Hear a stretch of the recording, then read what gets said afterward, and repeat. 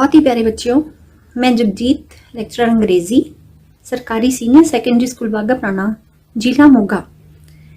ਸਵਾਗਤ ਜ਼ਿੰਦਗੀ ਦੇ ਅੱਜ ਦੇ ਇਸ ਚੈਪਟਰ ਦੇ ਨਾਲ ਆਪਦੇ ਰੂਬਰੂ ਹਾਂ। ਜਿਵੇਂ ਕਿ ਆਪਾਂ ਨੂੰ ਪਤਾ ਹੈ ਕਿ ਸਵਾਗਤ ਜ਼ਿੰਦਗੀ ਸਾਡੀ ਸ਼ਖਸੀਅਤ ਨਾਲ ਸੰਬੰਧਿਤ, ਸਾਡੇ ਵਿਕਾਸ ਨਾਲ ਸੰਬੰਧਿਤ ਲਗਭਗ ਸਾਰੇ ਪਹਿਲੂ ਕਵਰ ਕਰਨ ਵਾਲਾ ਇਕਲੌਤਾ ਵਿਸ਼ਾ ਹੈ।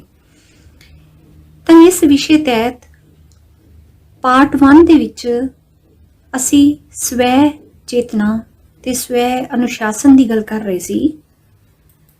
9ਵੀਂ ਜਮਾਤ ਦੇ ਇਸ ਚੈਪਟਰ ਦੇ ਵਿੱਚ ਮੁੱਖ ਮੰਤਵ ਇਹ ਲੈ ਕੇ ਚੱਲਿਆ ਗਿਆ ਹੈ ਕਿ ਇਨਸਾਨ ਦੀ ਸ਼ਖਸੀਅਤ ਦਾ ਉਹ ਹਰ ਪਹਿਲੂ ਜਿਹਦੇ ਨਾਲ ਉਹਦੇ ਸਵੈ ਦਾ ਵਿਕਾਸ ਜੁੜਿਆ ਹੋਇਆ ਹੈ ਉਹ ਕਵਰ ਕਰ ਲਿਆ ਜਾਵੇ। ਤਾਂ ਪਿਛਲੇ ਪਾਰਟ ਦੇ ਵਿੱਚ ਅਸੀਂ ਕਰਿਆ ਸੀ ਕਿ ਮੈਂ ਕੌਣ ਆ, ਆਪਣਾ ਆਪ ਪਹਿਚਾਨਣਾ ਤੇ ਉਹਦੇ ਨਾਲ ਆਪਣੀ ਪਹਿਚਾਨ ਬਣਾਉਣਾ ਟੌਪਿਕ ਲਿੱਤੇ ਗਏ ਸੀ। ਹੁਣ ਸੈਕਿੰਡ ਪਾਰਟ ਦੇ ਵਿੱਚ ਜੋ ਸਬ ਟੌਪਿਕ ਆਪਾਂ ਕਵਰ ਕਰਨ ਜਾ ਰਹੇ ਹਾਂ ਉਹ ਨੇ, ਇੱਕ ਤਾਂ ਹੈ ਸਮੇਂ ਦੀ ਪਾਬੰਦੀ, ਇੱਕ ਹੈ ਜ਼ਿੰਮੇਵਾਰੀ ਦੀ ਭਾਵਨਾ।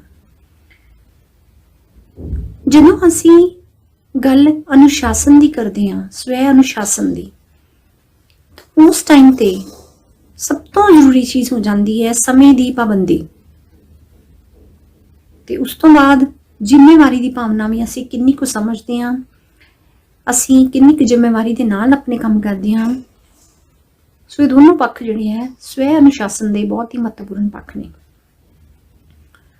ਤਾਂ ਸਭ ਤੋਂ ਪਹਿਲਾਂ ਅਸੀਂ ਗੱਲ ਕਰਨ ਜਾ ਰਹੇ ਹਾਂ ਸਮੇਂ ਦੀ ਪਾਬੰਦੀ ਦੀ।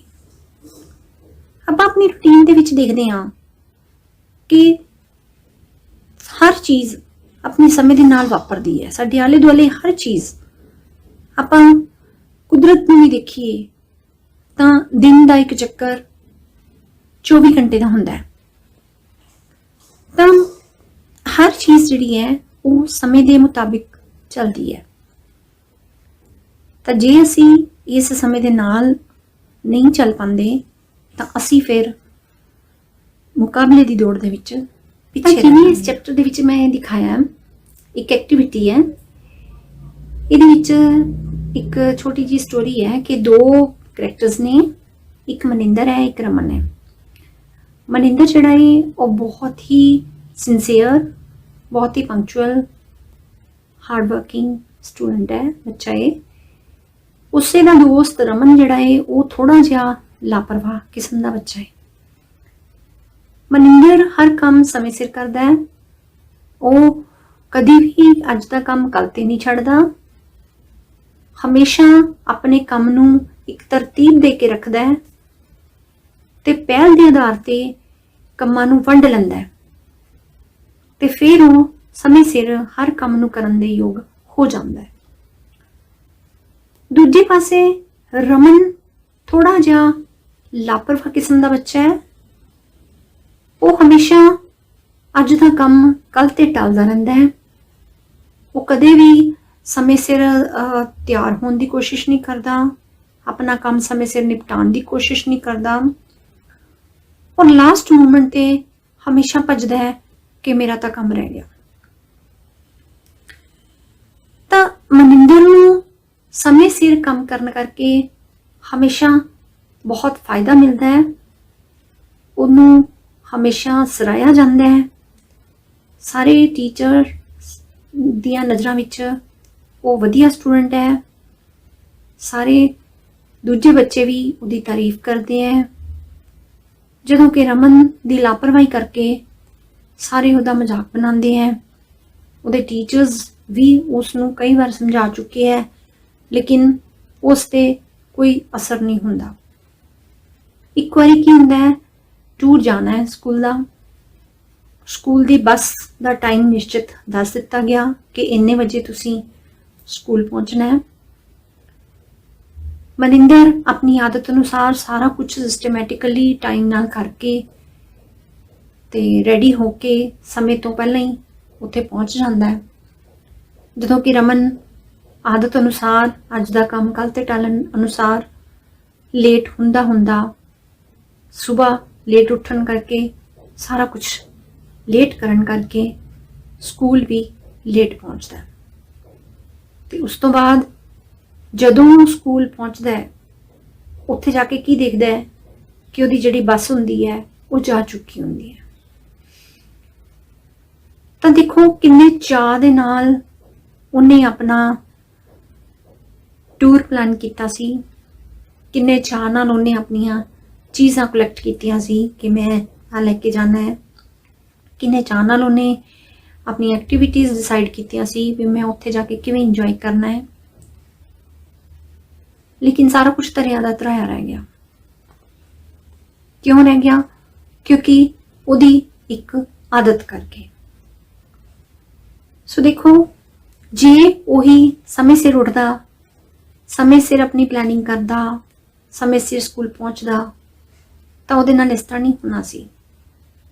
ਹੁਣ ਉਹਨੂੰ ਬਹੁਤ ਪਛਤਾਵਾ ਹੋ ਰਿਹਾ ਸੀ, ਲੇਕਿਨ ਬਸ ਜਾ ਚੁੱਕੀ ਸੀ। ਹੁਣ ਇੱਥੇ ਇੱਕ ਐਕਟੀਵਿਟੀ ਛੋਟੀ ਜੀ ਹੈ ਕਿ ਤੁਸੀਂ ਇਹ ਸਟੋਰੀ ਪੜ੍ਹਨ ਤੋਂ ਬਾਅਦ ਜਾਂ ਇਸ ਇਨਸੀਡੈਂਟ ਨੂੰ ਪੜ੍ਹਨ ਤੋਂ ਬਾਅਦ ਤੁਹਾਡੇ ਮਾਈਂਡ 'ਚ ਕੀ ਆਉਂਦਾ ਹੈ? ਜੇ ਤੁਸੀਂ ਉਹਨਾਂ ਬੱਚਿਆਂ ਦੇ ਬਿਹੇਵੀਅਰ ਬਾਰੇ, ਉਹਨਾਂ ਦੀਆਂ ਆਦਤਾਂ ਬਾਰੇ ਡਿਟੇਲ ਖੁਦ ਇਮੈਜਿਨ ਕਰਕੇ ਲਿਖਣੀ ਹੋਵੇ ਤਾਂ ਤੁਸੀਂ ਕੀ ਲਿਖੋਗੇ ਕਿ ਮਨਿੰਦਰ ਦਾ ਕਰੈਕਟਰ ਕਿਸ ਤਰ੍ਹਾਂ ਦਾ ਸੀ ਤੇ ਰਮਨ ਦਾ ਕਰੈਕਟਰ ਕਿਸ ਤਰ੍ਹਾਂ ਦਾ ਸੀ। ਮਨਿੰਦਰ ਕੀ ਕੁਝ ਇਹੋ ਜਿਹਾ ਕਰਦਾ ਸੀ ਜਿਹਦੇ ਨਾਲ ਉਹਦਾ ਫਾਇਦਾ ਹੁੰਦਾ ਸੀ, ਤੇ ਕੀ ਕੁਝ ਇਹੋ ਜਿਹਾ ਨਹੀਂ ਕਰਦਾ ਸੀ ਜਿਹੜਾ ਉਹਦੇ ਲਈ ਨੁਕਸਾਨਦਾਇਕ ਸੀ। ਇਸੇ ਤਰ੍ਹਾਂ ਹੀ ਰਮਨ ਕੀ ਕੁਝ ਕਰਦਾ ਸੀ ਤੇ ਕੀ ਕੁਝ ਨਹੀਂ ਕਰਦਾ ਸੀ। ਤਾਂ ਉਹਦੇ ਤੋਂ ਤੁਹਾਨੂੰ ਫਿਰ ਪਤਾ ਚੱਲੇਗਾ ਕਿ ਮਨਿੰਦਰ ਦੇ ਵਿੱਚ ਕੁਝ ਖਾਸ ਆਦਤਾਂ ਇਸ ਤਰ੍ਹਾਂ ਦੀਆਂ ਸੀ ਜਿਹੜੀਆਂ ਕਿ ਰਮਨ ਵਿੱਚ ਨਹੀਂ ਸੀ, ਜਿਹਦੇ ਕਰਕੇ ਰਮਨ ਹਮੇਸ਼ਾ ਸਮੇਂ ਤੋਂ ਪਿੱਛੇ ਰਹਿ ਜਾਂਦਾ ਸੀ। ਤਾਂ ਦੇਖੋ, ਸਮੇਂ ਦਾ ਪਾਬੰਦ ਨਾ ਹੋਣ ਕਰਕੇ ਉਹਦਾ ਸਾਰਾ ਸ਼ੌਕ, ਸਾਰਾ ਜੋਸ਼ ਪਿਕਨਿਕ ਤੇ ਜਾਣ ਦਾ, ਆਪਣੇ ਫਰੈਂਡਸ ਨਾਲ ਇੰਜੋਏ ਕਰਨ ਦਾ, ਸਾਰਾ ਹੀ ਉਹਦਾ ਧਰਿਆ ਦਾ ਧਰਿਆ ਹੀ ਰਹਿ ਗਿਆ। ਸੋ ਲੋੜ ਹੁੰਦੀ ਹੈ ਸਮੇਂ ਸਿਰ ਆਪਣਾ ਕੰਮ ਜਿਹੜਾ ਹੈ ਉਹ ਨਿਪਟਾ ਕੇ ਤੇ ਬੜੀ ਸੂਝ ਦੇ ਨਾਲ ਚੱਲਣਾ। ਤੁਹਾਡੇ ਨਾਲ ਵੀ ਕਈ ਵਾਰੀ ਇਸ ਤਰ੍ਹਾਂ ਹੁੰਦਾ ਹੋਏਗਾ, ਕਈ ਬੱਚਿਆਂ ਦੇ ਨਾਲ ਹੁੰਦਾ ਹੈ ਕਿ ਜਦੋਂ ਸੈਸ਼ਨ ਸ਼ੁਰੂ ਹੁੰਦਾ ਹੈ ਉਹ ਸੋਚ ਲੈਂਦੇ ਆ ਕਿ ਹਜੇ ਤਾਂ ਸਾਰਾ ਸਾਲ ਪਿਆ ਹੈ, ਕੋਈ ਗੱਲ ਨਹੀਂ, ਆਪਾਂ ਪੜ੍ਹ ਲਾਂਗੇ, ਆਰਾਮ ਨਾਲ ਪੜ੍ਹ ਲਾਂਗੇ। ਲੇਕਿਨ ਕੀ ਹੁੰਦਾ ਹੈ ਕਿ ਜਿਵੇਂ ਜਿਵੇਂ ਸਮਾਂ ਲੰਘਦਾ ਜਾਂਦਾ ਹੈ ਤਿਵੇਂ ਸਿਲੇਬਸ ਇਕੱਠਾ ਹੋਣਾ ਸ਼ੁਰੂ ਹੋ ਜਾਂਦਾ ਹੈ, ਤੇ ਲਾਸਟ ਮੂਮੈਂਟ ਤੇ ਜਦੋਂ ਪੇਪਰ 'ਚ ਥੋੜਾ ਟਾਈਮ ਰਹਿ ਜਾਂਦਾ ਹੈ ਉਦੋਂ ਉਹ ਅਫਰਾ ਤਫਰੀ ਦੇ ਵਿੱਚ ਸਾਰਾ ਸਿਲੇਬਸ ਇਕੱਠਾ ਕਰਦੇ ਹੈ, ਸਾਰੇ ਲੈਸਨਸ ਇਕੱਠੇ ਕਰਦੇ ਹੈ, ਤੇ ਫਿਰ ਸੋਚਦੇ ਆ ਕਿ ਹੁਣ ਮੈਂ ਕਿਵੇਂ ਯਾਦ ਕਰਾਂ, ਇਹ ਤਾਂ ਕੰਮ ਬਹੁਤ ਜ਼ਿਆਦਾ ਹੈ ਨਾ। ਤਾਂ ਫਿਰ ਕੋਈ ਜਾਦੂ ਦੀ ਛੜੀ ਤਾਂ ਹੈ ਨਹੀਂ ਕਿ ਆਪਾਂ ਘੁਮਾਵਾਂਗੇ ਔਰ ਲਾਸਟ ਮੂਮੈਂਟ ਤੇ ਜਾ ਕੇ ਆਪਾਂ ਸਾਰਾ ਕੁਝ ਜਿਹੜਾ ਹੈ ਉਹ ਫਟਾਫਟ ਕਰ ਲਵਾਂਗੇ, ਯਾਦ ਕਰ ਲਵਾਂਗੇ। It's not possible. ਸੋ ਲੋੜ ਹੁੰਦੀ ਹੈ ਕਿ ਛੋਟੇ ਛੋਟੇ ਸਟੈਪਸ ਜਿਹੜੇ ਹੈ ਉਹ ਆਪਾਂ ਲੈਂਦੇ ਜਾਈਏ। ਕੋਈ ਵੀ ਟਾਰਗੇਟ ਜਦੋਂ ਆਪਾਂ ਬਣਾ ਲਿਆ ਲਾਈਫ ਦੇ ਵਿੱਚ, ਤਾਂ ਉਹਨੂੰ ਸਮੇਂ ਸਿਰ ਪੂਰਾ ਕਰਨ ਦੇ ਲਈ ਆਪਾਂ ਨੂੰ ਸ਼ੁਰੂ ਤੋਂ ਹੀ ਯਤਨਸ਼ੀਲ ਹੋਣਾ ਪੈਂਦਾ ਹੈ। ਜੇ ਆਪਾਂ ਲਾਸਟ ਮੂਮੈਂਟ ਤੇ ਸੋਚੀਏ ਕਿ ਅੱਜ ਅਸੀਂ ਜਾ ਕੇ ਕੁਝ ਕਰ ਲਵਾਂਗੇ ਤਾਂ ਇਟਸ ਜਸਟ ਇੰਪੋਸੀਬਲ। ਹੁਣ ਕਈ ਵਾਰ ਕੀ ਹੁੰਦਾ ਹੈ ਕਿ ਤੁਸੀਂ ਸੋਚਦੇ ਹੋ ਕਿ ਸੌਖਾ ਹੀ ਪੇਪਰ ਹੈ, ਐਂਡ ਤੇ ਜਾ ਕੇ ਅਸੀਂ ਤਿਆਰੀ ਕਰ ਲਵਾਂਗੇ, ਲੇਕਿਨ ਐਂਡ ਤੇ ਕੋਈ ਬਾਈ ਚਾਂਸ ਹੂ ਨੋਸ ਕਿ ਕਈ ਵਾਰੀ ਕੋਈ ਇਸ ਤਰ੍ਹਾਂ ਦੇ ਹਾਲਾਤ ਆ ਜਾਂਦੇ ਹੈ, ਕੋਈ ਘਰ ਦੇ ਵਿੱਚ ਕੋਈ ਫੰਕਸ਼ਨ ਆ ਜਾਂਦਾ ਹੈ, ਕੋਈ ਬਿਮਾਰ ਹੋ ਜਾਂਦਾ ਹੈ, ਜਾਂ ਕੁਝ ਵੀ ਮਿਸਹੈਪਨਿੰਗ ਹੋ ਜਾਂਦੀ ਹੈ, ਤੁਹਾਨੂੰ ਕਿਤੇ ਜਾਣਾ ਪੈ ਜਾਂਦਾ ਹੈ, ਤਾਂ ਫਿਰ ਤੁਸੀਂ ਪਛਤਾਉਂਦੇ ਹੋ ਕਿ ਜੇ ਮੈਂ ਪਹਿਲਾਂ ਕੀਤਾ ਹੁੰਦਾ ਇਹ ਚੀਜ਼ ਤਾਂ ਫਿਰ ਮੈਨੂੰ ਅੱਜ ਇਹ ਪ੍ਰੋਬਲਮ ਨਹੀਂ ਆਣੀ ਸੀ। ਸੋ ਲੋੜ ਹੁੰਦੀ ਹੈ ਹਰ ਚੀਜ਼ ਨੂੰ ਇੱਕ ਪਲੈਨਿੰਗ ਬਣਾ ਕੇ ਚੱਲਣ ਦੀ ਕਿ ਪਹਿਲਾਂ ਮੈਂ ਆ ਕੰਮ ਕਰਨਾ ਹੈ, ਫਿਰ ਮੈਂ ਆ ਕੰਮ ਕਰਨਾ ਹੈ। ਹੁਣ ਇੱਥੇ ਇੱਕ ਐਕਟੀਵਿਟੀ ਮੈਂ ਸ਼ਾਮਿਲ ਕੀਤੀ ਹੋਈ ਹੈ ਚੈਪਟਰ 'ਚ। ਜਦੋਂ ਤੁਸੀਂ ਬੁੱਕ ਵਿੱਚ ਦੇਖੋਗੇ, ਪੜ੍ਹੋਗੇ, ਤਾਂ ਉੱਥੇ ਇੱਕ ਡਾਇਗਰਾਮ ਦਿਖਾਇਆ ਗਿਆ ਹੈ ਜਿਹੜਾ ਕਿ ਹੁਣ ਤੁਹਾਨੂੰ ਡਿਸਪਲੇ ਕੀਤਾ ਜਾ ਰਿਹਾ ਹੈ। ਜਦੋਂ ਤੁਸੀਂ ਇਹ ਡਾਇਗਰਾਮ ਦੇਖਦੇ ਹੋ ਤਾਂ ਇਹਦੇ 'ਚ ਦਿਖਾਇਆ ਹੈ ਕਿ 5 ਅਲੱਗ-ਅਲੱਗ ਸਟੈਪ ਹੁੰਦੇ ਹੈ ਜਿਹਦੇ ਨਾਲ ਅਸੀਂ ਸਮੇਂ ਦੀ ਪਾਬੰਦੀ ਜਿਹੜੀ ਹੈ ਉਹ ਫੋਲੋ ਕਰ ਸਕਦੇ ਹਾਂ। ਸਭ ਤੋਂ ਪਹਿਲਾਂ ਸੀਗਾ ਧਿਆਨ ਕੇਂਦਰਿਤ ਕਰਨਾ। ਹੁਣ ਦੇਖੋ, ਕੋਈ ਵੀ ਕੰਮ ਸ਼ੁਰੂ ਕਰਨਾ ਹੈ, ਕੋਈ ਵੀ ਕੰਮ, ਐਨੀ ਵਰਕ, ਜਿੰਨੀ ਦੇਰ ਤੱਕ ਆਪਾਂ ਆਪਣਾ ਮਾਈਂਡ ਕਨਸੈਂਟਰੇਟ ਨਹੀਂ ਕਰਦੇ, ਉਹਦੇ ਤੇ ਆਪਾਂ ਧਿਆਨ ਨਹੀਂ ਕੇਂਦਰਿਤ ਕਰਦੇ, ਉਨੀ ਦੇਰ ਤੱਕ ਫਰਦਰ ਕੋਈ ਪਲੈਨਿੰਗ, ਕੋਈ ਕੁਝ ਸਕਸੈਸਫੁਲ ਨਹੀਂ ਹੋ ਸਕਦਾ। ਸੋ ਸਭ ਤੋਂ ਇੰਪੋਰਟੈਂਟ ਚੀਜ਼ ਕੀ ਹੈ? ਧਿਆਨ ਕੇਂਦਰਿਤ ਕਰਨਾ। ਹੁਣ ਦੇਖੋ, ਡਾਇਗਰਾਮ ਦੇ ਵਿੱਚ ਸਾਰੇ ਬਲੌਕਸ ਜਿਹੜੇ ਬਣਾਏ ਆ ਛੋਟੇ ਛੋਟੇ ਬਣਾਏ ਹੋਏ ਆ, ਲੇਕਿਨ ਧਿਆਨ ਕੇਂਦਰਿਤ ਕਰਨਾ ਸਭ ਤੋਂ ਵੱਡਾ ਬਲੌਕ ਬਣਾਇਆ। ਕਿਉਂ? ਇਹਦੇ ਪਿੱਛੇ ਰੀਜ਼ਨ ਹੈ, ਇਹੀ ਰੀਜ਼ਨ ਹੈ ਇਹਦੇ ਪਿੱਛੇ ਕਿ ਜਿੰਨੀ ਦੇਰ ਤੱਕ ਆਪਾਂ ਧਿਆਨ ਨਹੀਂ ਕੇਂਦਰਿਤ ਕਰਦੇ ਬਾਕੀ ਸਟੈਪ ਜਿਹੜੇ ਆ ਉਹ ਹੋ ਹੀ ਨਹੀਂ ਸਕਦੇ। ਉਸ ਤੋਂ ਬਾਅਦ ਸੀਗਾ ਕਿ ਇੱਕ ਡਾਇਰੀ ਲਿਖੋ। ਡਾਇਰੀ ਲਿਖਣੀ ਜਿਹੜੀ ਹੈ ਕਿੰਨੀ ਜ਼ਰੂਰੀ ਹੈ। ਦੇਖੋ, ਕੋਈ ਵੀ ਕੰਮ ਕਰਨਾ ਹੈ ਤੁਸੀਂ ਉਹਦੇ ਤੇ ਆਪਣੀ ਇੱਕ ਪਲੈਨਿੰਗ ਜ਼ਰੂਰ ਨੋਟ ਕਰੋ, ਕੰਮਾਂ ਦੀ ਲਿਸਟ ਬਣਾਓ। ਫਿਰ ਦੇਖੋ ਕਿ ਤੁਹਾਨੂੰ ਕਿਹੜੀ ਚੀਜ਼ ਜ਼ਿਆਦਾ ਜ਼ਰੂਰੀ ਹੈ, ਕਿਹੜੀ ਚੀਜ਼ ਘੱਟ ਜ਼ਰੂਰੀ ਹੈ। ਉਸ ਚੀਜ਼ ਨੂੰ ਤੁਸੀਂ ਪ੍ਰਾਇੋਰਟੀ ਬੇਸ ਤੇ ਜਾਂ ਪਹਿਲ ਦੇ ਆਧਾਰ ਤੇ ਉਹਨੂੰ ਨੰਬਰ ਦਿਓ ਕਿ ਸਭ ਤੋਂ ਪਹਿਲਾਂ ਮੈਂ ਇਹ ਕੰਮ ਕਰਨਾ ਹੈ, ਫਿਰ ਮੈਂ ਇਹ ਕੰਮ ਕਰਨਾ ਹੈ, ਫਿਰ ਇਹ ਕਰਨਾ ਹੈ। ਲਾਈਕ ਉਸ ਤੋਂ ਬਾਅਦ ਤੁਸੀਂ ਕਿਹੜਾ ਸਟੈਪ ਹੈ ਤੁਹਾਡਾ ਕਿ ਜੋ ਕੰਮ ਤੁਸੀਂ ਕਰਨੇ ਹੈ, ਜੋ ਕੰਮ ਤੁਸੀਂ ਮਿੱਥੇ ਹੈ ਕਿ ਮੈਂ ਅੱਜ ਆ ਕੰਮ ਕਰਨੇ ਹੈ, ਤਾਂ ਫਿਰ ਦੇਖੋ ਕਿ ਇਹਨਾਂ ਕੰਮਾਂ ਨੂੰ ਕਰਨ ਦੇ ਲਈ ਮੈਨੂੰ ਕਿਹੜੀਆਂ-ਕਿਹੜੀਆਂ ਚੀਜ਼ਾਂ ਲੋੜੀਂਦੀਆਂ, ਉਹ ਤੁਸੀਂ ਚੀਜ਼ਾਂ ਇਕੱਠੀਆਂ ਕਰੋ। ਤਾਂ ਉਹ ਕਰਨ ਤੋਂ ਬਾਅਦ ਤੁਸੀਂ ਦੇਖੋਗੇ ਕਿ when everything is handy with you ਤਾਂ ਤੁਸੀਂ easily ਜਿਹੜਾ ਹੈ ਉਹ ਕੰਮ ਕਰ ਲਓਗੇ। ਇਹ ਨਹੀਂ ਕਿ ਕੰਮ ਸ਼ੁਰੂ ਕਰ ਲਿਆ, ਬੈਠੇ ਬੈਠੇ ਯਾਦ ਆਇਆ ਲੈ ਮੈਨੂੰ ਤਾਂ ਆ ਵੀ ਚੀਜ਼ ਚਾਹੀਦੀ ਸੀ, ਮੈਨੂੰ ਤਾਂ ਆ ਵੀ ਚੀਜ਼ ਚਾਹੀਦੀ ਸੀ। ਹੁਣ ਸਪੋਜ਼ ਤੁਸੀਂ ਆਪਣੀ ਮਦਰ ਨੂੰ ਕੋਈ ਚੀਜ਼, ਕੋਈ ਰੈਸਿਪੀ ਕਹਿ ਦਿੰਦੇ ਹੋ ਅੱਜ ਤਾਂ ਮੈਨੂੰ ਆ ਚੀਜ਼ ਬਣਾ ਕੇ ਦਿਓ, ਕੁਝ ਵੀ, ਠੀਕ ਹੈ। ਹੁਣ ਤੁਹਾਡੇ ਮਦਰ ਕੀ ਕਰਦੇ ਆ, ਸਭ ਤੋਂ ਪਹਿਲਾਂ ਜੋ ਜੋ ਚੀਜ਼ਾਂ ਚਾਹੀਦੀਆਂ ਉਸ ਨੂੰ ਬਣਾਉਣ ਵਾਸਤੇ ਉਹ ਸਾਰੀਆਂ ਦੇਖਦੇ ਆ ਕਿ ਹੈਗੀਆਂ ਸਫੀਸ਼ੀਐਂਟ ਕੁਆਂਟੀਟੀ 'ਚ। ਜਿਹੜੀ ਚੀਜ਼ ਨਹੀਂ ਹੈ ਉਹ ਮਾਰਕੀਟ ਤੋਂ ਪਹਿਲਾਂ ਹੀ ਮੰਗਵਾ ਲਈ ਜਾਂਦੀ ਹੈ ਨਾ। ਜੇ ਸਪੋਜ਼ ਕਰੋ ਕਿ ਮੌਕੇ ਤੇ ਤੁਸੀਂ ਕਹਿ ਦਿਓ ਜੀ ਆਹ ਚੀਜ਼ ਬਣਾਉਣੀ ਹੈ, ਸ਼ੁਰੂ ਕਰ ਦੋ, ਗੈਸ ਤੇ ਬਣਾਉਣੀ ਸ਼ੁਰੂ ਕਰ ਦਿੱਤੀ, ਤੇ ਫਿਰ ਯਾਦ ਆਇਆ ਲੈ ਆਹ ਚੀਜ਼ ਤਾਂ ਹੈ ਹੀ ਨਹੀਂ, ਤੇ ਉਹਦੀ ਤੁਰ ਪੋ, ਗੈਸ ਬੰਦ ਕਰੋ, ਜਾਓ ਜੀ ਆਹ ਚੀਜ਼ ਲੈ ਕੇ ਆਓ ਬਾਜ਼ਾਰੋਂ। ਫਿਰ ਉਹ ਚੀਜ਼ ਲੈ ਆਏ, ਫਿਰ ਯਾਦ ਆ ਜੇ ਲੈ ਮੈਂ ਤਾਂ ਇਹ ਵੀ ਚੀਜ਼ ਮੈਨੂੰ ਤਾਂ ਚਾਹੀਦੀ ਸੀ। ਸੋ ਕੋਈ ਵੀ ਕੰਮ ਕਰਨਾ ਹੈ ਆਪਾਂ ਨੂੰ ਆਰਗੇਨਾਈਜ਼ ਤਰੀਕੇ ਦੇ ਨਾਲ ਕਰਨਾ ਚਾਹੀਦਾ ਹੈ। ਜੋ ਜੋ ਕੁਝ ਵੀ ਉਸ ਕੰਮ ਨੂੰ ਕਰਨ ਦੇ ਲਈ ਆਪਾਂ ਨੂੰ ਚਾਹੀਦੇ ਆ, ਸਾਧਨ ਚਾਹੀਦੇ ਆ, ਉਹ ਪਹਿਲਾਂ ਜੁਟਾ ਕੇ ਰੱਖ ਲੈਣੇ ਚਾਹੀਦੇ ਆ। ਸਾਰੇ ਕੰਮ ਜਦੋਂ ਕਰਦੇ ਜਾਂਦੇ ਆ ਡਾਇਰੀ ਦੇ ਵਿੱਚ ਨੋਟ ਕਰਦੇ ਜਾਓ ਕਿ ਮੇਰਾ ਆ ਵੀ ਕੰਮ ਹੋ ਗਿਆ, ਮੇਰਾ ਇਹ ਵੀ ਕੰਮ ਹੋ ਗਿਆ, ਹੈ ਨਾ, ਟਿਕ ਲਗਾਉਂਦੇ ਜਾਓ। ਤਾਂ ਸ਼ਾਮ ਨੂੰ ਦੇਖੋ ਫਿਰ ਕਿ ਕੀ ਮੈਂ ਸਾਰੇ ਕੰਮ ਆਪਣੇ ਕਰ ਲਏ ਹੈ, ਜੋ ਜੋ ਕੁਝ ਵੀ ਮੈਂ ਅੱਜ ਦੇ ਦਿਨ ਦੇ ਲਈ ਮਿੱਥਿਆ ਸੀ ਕਿ ਅੱਜ ਮੈਂ ਆਹ ਵਾਲੇ ਕੰਮ ਫਿਨਿਸ਼ ਕਰਨੇ ਆ। ਫਿਰ ਦੇਖੋ ਕਿ ਜਿਹੜੇ ਕੰਮ ਕਰ ਚੁੱਕੇ ਆ ਕੀ ਉਹਨੂੰ ਉਸ ਤੋਂ ਬੈਟਰ ਆਪਾਂ ਕੋਈ ਹੋਰ ਤਰੀਕਾ ਸੀਗਾ ਵੀ ਜਿਹਦੇ ਨਾਲ ਆਪਾਂ ਹੋਰ ਅੱਛੀ ਤਰ੍ਹਾਂ ਇੰਪਰੂਵ ਕਰ ਸਕਦੇ ਹਾਂ। ਫਿਰ ਇਹ ਦੇਖੋ ਕਿ ਜਿਹੜੇ ਕੰਮ ਆਪਾਂ ਨਹੀਂ ਕਰ ਪਾਏ ਉਹਦਾ ਕੀ ਰੀਜ਼ਨ ਹੋਇਆ, ਆਪਾਂ ਕਿਉਂ ਨਹੀਂ ਕਰ ਪਾਏ ਉਹ ਕੰਮ।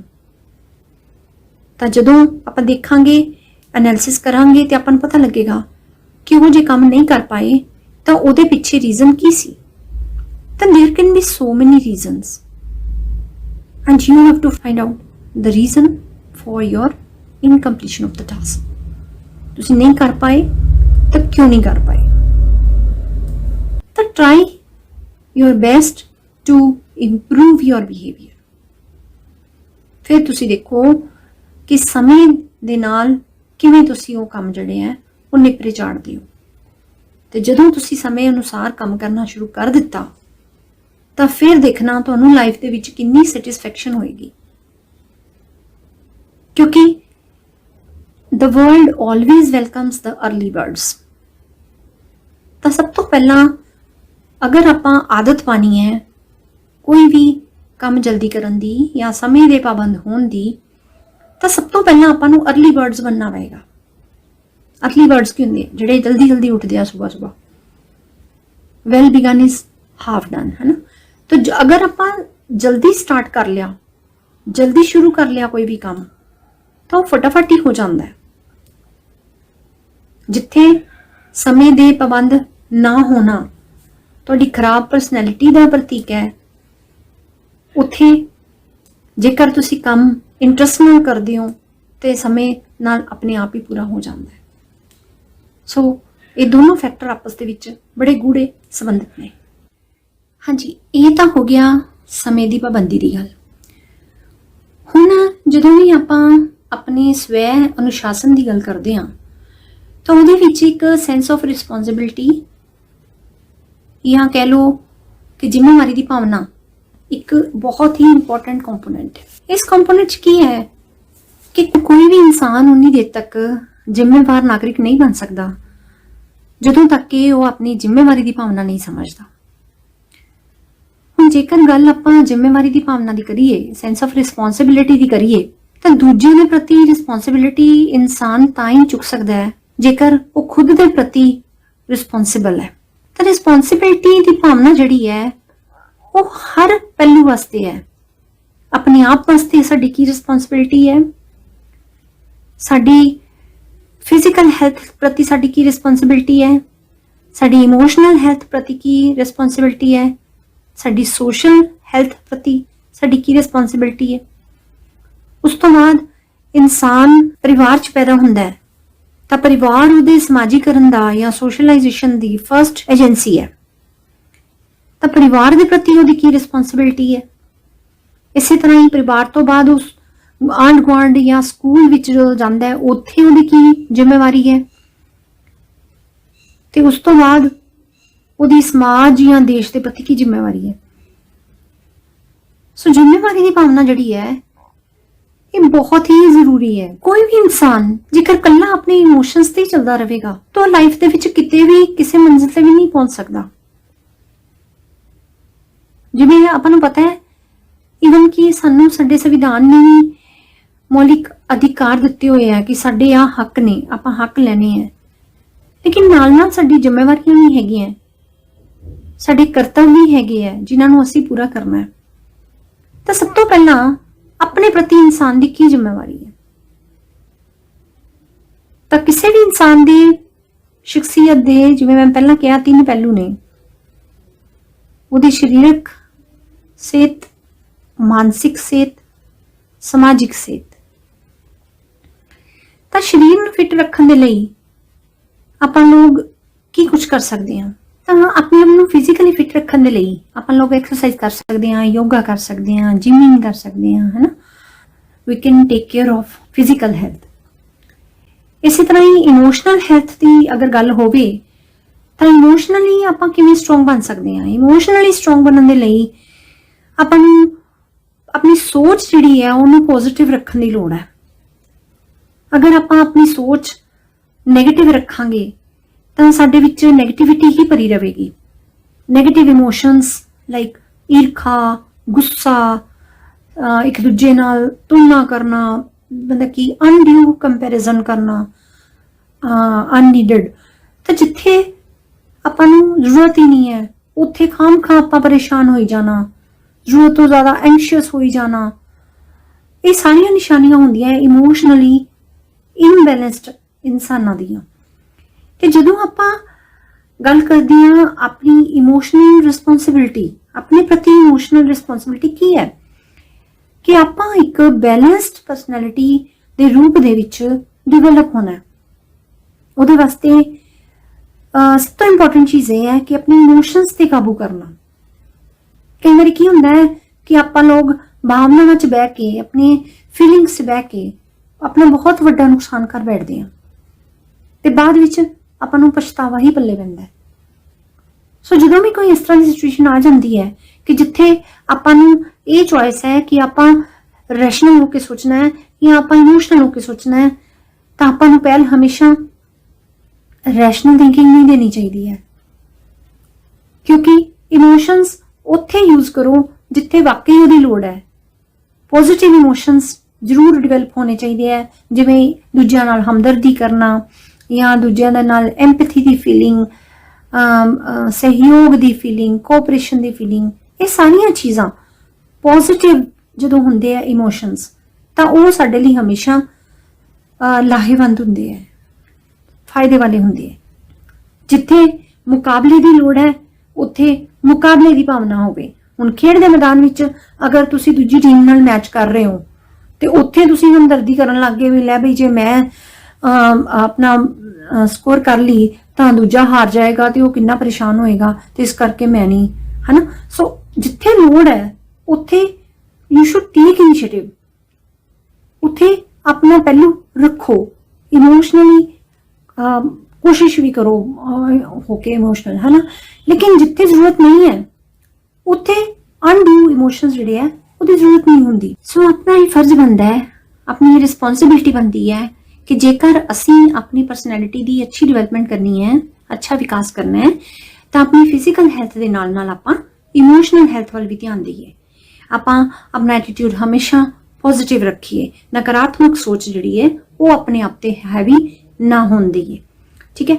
उस तो बाद थर्ड जिहड़ा पार्ट है अपनी सैल्फ ग्रोथ का या सैल्फ डिवेलपमेंट का, इंडिविजुअल रिस्पॉन्सिबिलिटी या रिस्पॉन्सिबिलिटी टुवर्ड्स अवरसेल्व्स, ਉਹਦਾ ਤੀਜਾ ਪੁਆਇੰਟ ਹੈ ਕਿ ਸੋਸ਼ਲ ਆਪਣੀ ਜਿਹੜੀ ਹੈ ਗਰੋਥ ਹੈ, ਸੋਸ਼ਲ ਡਿਵੈਲਪਮੈਂਟ ਹੈ, ਉਹਦੇ ਵੱਲ ਵੀ ਧਿਆਨ ਦੇਣਾ। ਹੁਣ ਸੋਸ਼ਲ ਡਿਵੈਲਪਮੈਂਟ ਆਪਾਂ ਕਿਵੇਂ ਆਪਣੀ ਵਧੀਆ ਬਣਾ ਸਕਦੇ ਹਾਂ? ਆਪਾਂ ਲੋਕ ਦੂਜੇ ਦੇ ਨਾਲ ਅੱਛੇ ਰਿਲੇਸ਼ਨਸ ਡਿਵੈਲਪ ਕਰੀਏ, ਆਪਾਂ ਦੂਜਿਆਂ ਨਾਲ ਬਿਨਾਂ ਗੱਲ ਤੋਂ ਮੁਕਾਬਲਾ ਨਾ ਕਰੀਏ, ਠੀਕ ਹੈ। ਦੂਜਿਆਂ ਨਾਲ ਜਿਵੇਂ ਮੈਂ ਪਹਿਲਾਂ ਕਿਹਾ, ਜੋ ਇਮੋਸ਼ਨਸ ਆਪਾਂ ਪੋਜ਼ਿਟਿਵ ਨੇ ਉਹ ਸਾਰੇ ਅਗਰ ਆਪਾਂ ਸੋਸ਼ਲ ਲਾਈਫ ਦੇ ਵਿੱਚ ਦੂਜਿਆਂ ਦੇ ਪ੍ਰਤੀ ਵਰਤ ਲੈਂਦੇ ਹਾਂ ਤਾਂ ਉਦੋਂ ਸਾਡੀ ਸੋਸ਼ਲ ਐਡਜਸਟਮੈਂਟ ਜਿਹੜੀ ਹੈ ਉਹ ਵਧੀਆ ਬਣ ਜਾਂਦੀ ਹੈ। ਤਾਂ ਆਪਣੀ ਸੁਸਾਇਟੀ ਦੇ ਪ੍ਰਤੀ ਜੋ ਜ਼ਿੰਮੇਵਾਰੀ ਹੈ, ਰਿਸਪੌਂਸਿਬਿਲਿਟੀ ਹੈ, ਉਹ ਸਿਰਫ ਤਾਂ ਹੀ ਹੋ ਸਕਦੀ ਹੈ ਅਗਰ ਆਪਾਂ ਇਮੋਸ਼ਨਲੀ ਸਟਰੋਂਗ ਆ। ਤਾਂ ਦੂਜਿਆਂ ਦੀ ਹੈਲਪ ਕਰਨੀ, ਹਮਦਰਦੀ ਵਾਲਾ ਵਤੀਰਾ, ਮਦਦਗਾਰ ਸਾਬਿਤ ਹੋਣਾ ਦੂਜਿਆਂ ਲਈ, ਇਹ ਸਾਰਾ ਕੁਝ ਜਿਹੜਾ ਹੈ ਉਹ ਸਾਡੇ ਸੋਸ਼ਲ ਡਿਵੈਲਪਮੈਂਟ ਦੇ ਵਿੱਚ ਆ ਜਾਂਦਾ ਹੈ। ਇਸੇ ਤਰ੍ਹਾਂ ਹੀ ਇਹ ਤਾਂ ਹੋ ਗਿਆ ਵੀ ਆਪਣੀ ਪਰਸਨਲ ਡਿਵੈਲਪਮੈਂਟ ਵਾਸਤੇ ਜਾਂ ਪਰਸਨਲ ਰਿਸਪੌਂਸਿਬਿਲਿਟੀ ਕੀ ਹੈ ਆਪਣੇ ਪ੍ਰਤੀ। ਹੁਣ ਹੈ ਕਿ ਆਪਣੇ ਪਰਿਵਾਰ ਦੇ ਪ੍ਰਤੀ ਆਪਣੀ ਰਿਸਪੌਂਸਿਬਿਲਿਟੀ ਕੀ ਹੈ। ਹੁਣ ਦੇਖੋ, ਪਰਿਵਾਰ ਦੇ ਵਿੱਚ ਆਪਾਂ ਜਨਮ ਲੈਂਦੇ ਹਾਂ, ਆਪਾਂ ਛੋਟੇ ਜਿਹੇ ਹੁੰਦੇ ਹਾਂ, ਛੋਟੇ ਹੁੰਦਿਆਂ ਤੋਂ ਲੈ ਕੇ ਪੇਰੈਂਟਸ ਇੰਨਾ ਵੱਡਾ ਕਰਦੇ ਆ, ਆਪਣਾ ਦਿਨ ਰਾਤ ਇੱਕ ਮਿਹਨਤ ਕਰਕੇ ਉਹ ਸਾਨੂੰ ਇਸ ਮੁਕਾਮ ਤੇ ਲਿਆਂਦੇ ਆ। ਤੇ ਜਦੋਂ ਹੁਣ ਤੁਹਾਡੀ ਸਟੇਜ 'ਚ ਜੋ ਤੁਸੀਂ ਪਹੁੰਚ ਜਾਂਦੇ ਹੋ ਤਾਂ ਕਈ ਵਾਰੀ ਤੁਸੀਂ ਇਹ ਸੋਚਦੇ ਹੋ ਵੀ ਅਸੀਂ ਐਸੇ ਏਜ 'ਚ ਪਹੁੰਚ ਗਏ, ਅਸੀਂ ਤਾਂ ਬਹੁਤ ਸਿਆਣੇ ਹੋ ਗਏ, ਸਾਨੂੰ ਤਾਂ ਸਾਰਾ ਕੁਝ ਹੀ ਪਤਾ ਹੈ। ਲੇਕਿਨ ਤੁਹਾਨੂੰ ਪੇਰੈਂਟਸ ਦੀ ਜਿਹੜੀ ਸਿੱਖਿਆ ਹੈ ਜਾਂ ਉਹਨਾਂ ਦੀ ਦੇਖਭਾਲ ਕਰਨ ਦੀ ਜਿਹੜੀ ਜ਼ਿੰਮੇਵਾਰੀ ਹੈ ਉਹ ਬੋਝ ਲੱਗਣ ਲੱਗ ਜਾਂਦੀ ਹੈ। ਤੁਹਾਨੂੰ ਲੱਗਣ ਲੱਗ ਜਾਂਦਾ ਹੈ ਕਿ ਅਸੀਂ ਲੋਕ ਆਪਣੀ ਲਾਈਫ 'ਚ ਖੁਸ਼ ਹਾਂ ਜੇ ਅਸੀਂ ਆਪਣੇ ਹਿਸਾਬ ਨਾਲ ਚੱਲਦੇ ਹਾਂ, ਲੇਕਿਨ ਤੁਹਾਡੇ ਪੇਰੈਂਟਸ ਦੀ ਜਿਹੜੀ ਸਲਾਹ ਹੈ ਉਹ ਤੁਹਾਨੂੰ ਲੱਗਦਾ ਹੈ ਕਿ ਸਾਡੇ ਪੈਰ ਦੀ ਜੰਜੀਰ ਹੈ। ਤਾਂ ਤੁਸੀਂ ਇੱਥੇ ਆਪਣੀ ਫੈਮਿਲੀ ਦੇ ਪ੍ਰਤੀ ਕੀ ਰਿਸਪੌਂਸਿਬਿਲਿਟੀਜ਼ ਹੈ? ਫੈਮਿਲੀ ਦੇ ਪ੍ਰਤੀ ਜ਼ਿੰਮੇਵਾਰੀ ਇਹ ਹੈ ਕਿ ਤੁਸੀਂ ਕੋਸ਼ਿਸ਼ ਕਰੋ ਉਹਨਾਂ ਨਾਲ ਵੱਧ ਤੋਂ ਵੱਧ ਟਾਈਮ ਸਪੈਂਡ ਕਰਨ ਦੀ, ਉਹਨਾਂ ਦੀਆਂ ਛੋਟੀਆਂ-ਛੋਟੀਆਂ ਜ਼ਰੂਰਤਾਂ ਸਮਝਣ ਦੀ, ਉਹਨਾਂ ਦੀਆਂ ਪ੍ਰੋਬਲਮਸ ਦੇਖੋ ਕਿ ਕੀ ਉਹ ਤੁਹਾਨੂੰ ਇਸ ਮੁਕਾਮ ਤੱਕ ਪਹੁੰਚਾਉਣ ਦੇ ਲਈ ਖੁਦ ਪਰੇਸ਼ਾਨ ਤਾਂ ਨਹੀਂ ਹੋ ਰਹੇ, ਜਾਂ ਤੁਹਾਡੇ ਕਿਸੇ ਬਿਹੇਵੀਅਰ ਕਰਕੇ ਤੁਹਾਡੇ ਪੇਰੈਂਟਸ ਤਾਂ ਨਹੀਂ ਪਰੇਸ਼ਾਨ ਹੈਗੇ। ਤੁਸੀਂ ਦੇਖੋਗੇ ਕਿ ਜੇਕਰ ਤੁਸੀਂ ਉਹਨਾਂ ਦੀਆਂ ਨਿੱਕੀਆਂ-ਨਿੱਕੀਆਂ ਗੱਲਾਂ ਵਿੱਚ ਇਨਵੋਲਵ ਹੋਵੋਗੇ, ਉਹਨਾਂ ਦੀਆਂ ਛੋਟੀਆਂ-ਛੋਟੀਆਂ ਗੱਲਾਂ ਦਾ ਧਿਆਨ ਰੱਖੋਗੇ, ਉਹਨਾਂ ਨੂੰ ਛੋਟੀਆਂ-ਛੋਟੀਆਂ ਖੁਸ਼ੀਆਂ ਦੇਣ ਦੀ ਕੋਸ਼ਿਸ਼ ਕਰੋਗੇ ਤਾਂ ਉਹ ਉਹਨਾਂ ਦਾ ਜਿਹੜਾ ਸਿਰ ਹੈ ਉਹ ਫਖਰ ਨਾਲ ਉੱਚਾ ਹੋ ਜਾਏਗਾ। ਜੇਕਰ ਤੁਸੀਂ ਉਹਨਾਂ ਦੀ ਖੁਸ਼ੀ ਦੇ ਲਈ ਛੋਟਾ ਜਿਹਾ ਵੀ ਕੋਈ ਕੰਮ ਕਰਦੇ ਹੋ ਨਾ ਤੇ ਪੇਰੈਂਟਸ ਬਹੁਤ ਖੁਸ਼ ਹੁੰਦੇ ਆ। ਜੇਕਰ ਤੁਸੀਂ ਪੂਰੇ ਦਿਨ ਦੇ ਵਿੱਚ ਥੋੜਾ ਜਿਹਾ ਟਾਈਮ ਕੱਢ ਕੇ ਉਹਨਾਂ ਕੋਲ ਬੈਠੋ, ਉਹਨਾਂ ਦੀ ਲਾਈਫ ਦੇ ਵਿੱਚੋਂ ਜੋ ਤਜਰਬੇ ਹੈ ਉਹਨਾਂ ਤੋਂ ਕੁਝ ਹਾਸਿਲ ਕਰੋ ਤਾਂ ਤੁਸੀਂ ਦੇਖੋਗੇ ਕਿ ਤੁਹਾਡੇ ਪੇਰੈਂਟਸ ਤੋਂ ਨਜ਼ਦੀਕ ਫਰੈਂਡ ਜਿਹੜਾ ਹੈ ਤੁਹਾਡਾ ਕੋਈ ਨਹੀਂ ਹੁੰਦਾ ਦੁਨੀਆ 'ਚ। ਤੁਹਾਡੇ ਪੇਰੈਂਟਸ ਹਮੇਸ਼ਾ ਤੁਹਾਡੇ ਵੈਲ ਵਿਸ਼ਰ ਹੁੰਦੇ ਆ, ਹਮੇਸ਼ਾ ਫੈਮਿਲੀ ਜਿਹੜੀ ਹੈ ਉਹ ਤੁਹਾਡੇ ਨਾਲ ਖੜੀ ਹੁੰਦੀ ਹੈ। ਤੁਸੀਂ ਜਿੰਨੀ ਵੀ ਪ੍ਰੋਬਲਮ 'ਚ ਹੋ, ਤੁਸੀਂ ਅੱਧੀ ਰਾਤ ਨੂੰ ਵੀ ਆਪਣੇ ਕਿਸੇ ਮੁਸੀਬਤ 'ਚੋਂ ਤਾਂ ਸਭ ਤੋਂ ਪਹਿਲਾਂ ਤੁਹਾਡੇ ਫੈਮਿਲੀ ਮੈਂਬਰਸ ਤੁਹਾਡੇ ਕੰਮ ਆਉਣਗੇ। ਦੂਜੇ ਰਿਸ਼ਤੇਦਾਰ, ਦੂਜੇ ਦੋਸਤ ਮਿੱਤਰ, ਦੂਜੇ ਸਾਰੇ ਤਾਂ ਫਿਰ ਹਜੇ ਸੋਚਣਗੇ, ਟਾਈਮ ਲਗਾਉਣਗੇ, ਲੇਕਿਨ ਫੈਮਿਲੀ ਇਹੋ ਜਿਹੀ ਚੀਜ਼ ਹੈ ਵੀ ਜਿਹੜੇ ਹਰ ਵੇਲੇ ਤੁਹਾਡੀ ਸੇਵਾ 'ਚ ਹਾਜ਼ਰ ਹੈ। ਜੇ ਤੁਸੀਂ ਬਿਮਾਰ ਹੋ ਜਾਂ ਤੁਸੀਂ ਕੁਛ ਹੋ ਤਾਂ ਸਭ ਤੋਂ ਪਹਿਲਾਂ ਫੈਮਿਲੀ ਮੈਂਬਰਸ ਹੀ ਤੁਹਾਡੀ ਕੇਅਰ ਕਰਦੇ ਆ। ਸੋ ਤੁਹਾਡਾ ਵੀ ਇਹ ਫਰਜ਼ ਬਣਦਾ ਹੈ ਕਿ ਤੁਸੀਂ ਆਪਣੀ ਫੈਮਿਲੀ ਦੀ ਕਿਵੇਂ ਹੈਲਪ ਕਰਦੇ ਹੋ। ਆਪਣੀ ਮੰਮੀ ਦੇ ਨਾਲ ਛੋਟੀਆਂ ਗੱਲਾਂ 'ਚ ਹੱਥ ਵੰਡਾਓ, ਆਪਣੇ ਪਾਪਾ ਦੇ ਨਾਲ ਬਾਜ਼ਾਰ ਦੇ ਕੰਮ ਹੈ ਕੋਈ, ਉਹਨਾਂ ਦੀ ਹੈਲਪ ਕਰੋ, ਜਾਂ ਆਪਣੇ ਬ੍ਰਦਰ ਸਿਸਟਰਸ ਹੈ ਛੋਟੇ ਹੈ ਤੁਹਾਡੇ ਤੋਂ, ਉਹਨਾਂ ਦੀ ਸਕੂਲ ਦੇ ਹੋਮਵਰਕ ਕਰਨ ਵਿੱਚ ਹੈਲਪ ਕਰੋ।